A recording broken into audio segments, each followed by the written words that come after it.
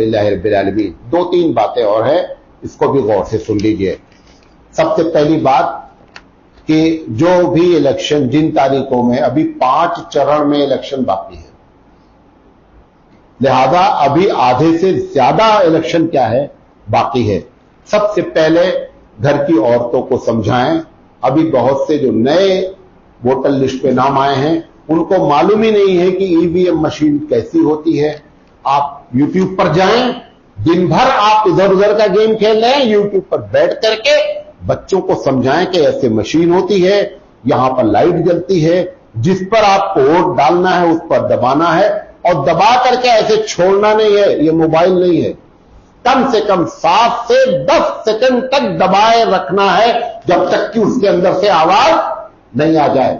ये घर में नए वोटर्स हैं उनको भी बताएं, खुद भी जाने और औरतों को भी समझाने की फिक्र करें। नंबर 1। नंबर 2, जो लोग 18 साल या उससे ऊपर के हैं कोशिश करें, क्योंकि सब लोग जो वोट डालने वाला एक बड़ा तबका जो है ना, वो सब 11 के बाद शुरू होगा। आप 11 से पहले वोट डालकर, क्योंकि औरतें घबराती क्या हैं, रश होगा, लाइन होगी, गर्मी भी बहुत ज्यादा है। आप सुबह के वक्त में पहली फुर्सत में आप अपनी औरतों को कम से कम फौरन वोट डलवाइए। एक वोट भी अगर आपका छूटा, उस वोट के छूटने पर भी आपकी गिरफ्त हो सकती है। एक वोट भी नहीं छूटना चाहिए। मालूम है आपको, 1947 से लेकर ये कर्नाटक का जो इलेक्शन अभी हुआ, इससे पहले तक मुसलमानों ने कभी भी 49% से ज्यादा वोट नहीं डाले हैं। लिहाजा ये आप अपनी रवायत को खत्म करें, 49 को इंटू 2 करें। 99%, 100% सिर्फ शरई उज्र को मद्देनजर रखते हुए वोट कोई आदमी है तो वोट न डाले, वो एक बात है, शरई उज्र। उसके अलावा कोई उज्र, नौजवान उठे एक दिन की अपनी दहाड़ी लगाते भी हैं तो भी अल्लाह के लिए दहाड़ी लगाए और अल्लाह से उसकी दहाड़ी मांगे, और अपने अपने मोहल्ले में जो है ना एक एक फर्द उठे और उठ करके इस काम को करना है। उसी तरीके से औरतों के लिए खास बात और हेडलाइन आ रही जिसकी प्रॉब्लम हुई अभी, अगर औरतें मेहंदी लगाए होंगी तो भी बसा औकात वो उन्होंने क्या किया, वापस कर दिया है। ज्यादा बताएं कि इस हफ्ते कोई मेहंदी नहीं लगाई जाएगी, कोई मेहंदी नहीं लगाएं, और खासकर हाथ के ऊपरी हिस्से पर कतई मेहंदी न लगाएं, नाखून पर नेल पॉलिश नहीं लगाएं और मेहंदी नहीं लगाएं, क्योंकि उनको लगाने में फिर वो प्रॉब्लम, हालांकि उनका राइट नहीं है, लेकिन वो वक्त झगड़ा करने का नहीं है, वोट डालने का है। आप बाद में चैलेंज करेंगे ऐसा है वैसा है, वहां पर ज्यादा कानून बगाड़ने से फायदा होने वाला नहीं है। वहां पर आपको अपना वोट डालना है, इस मकसद से जाए, ज्यादा इसका भी ख्याल रखें।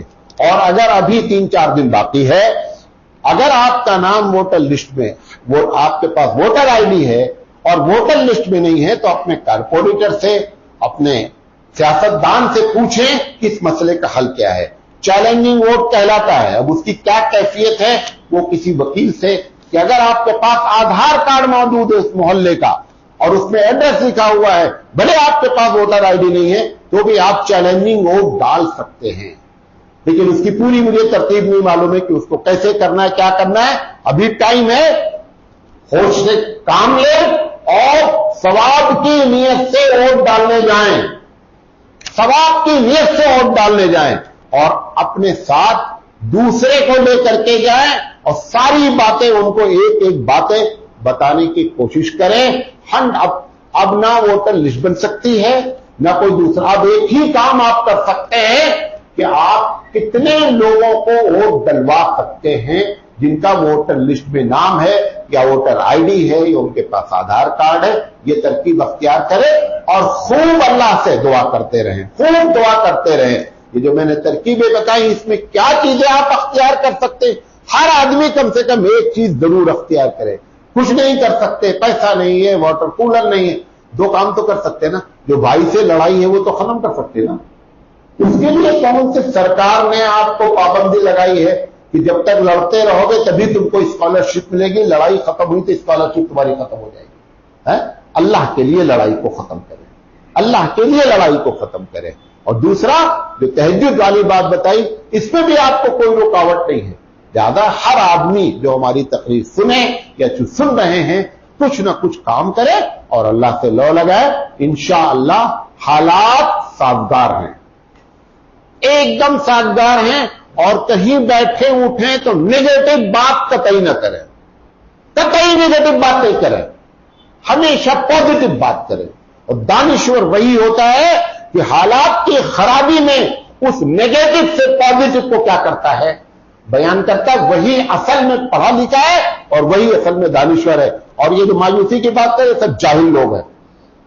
اللہ آپ کے ساتھ ہے اور آپ اس امید سے اٹھیں اور اٹھ کر کے انشاءاللہ معاملہ آپ کے حق میں ہوگا. وآخر دعوانا ان الحمدللہ رب العالمین.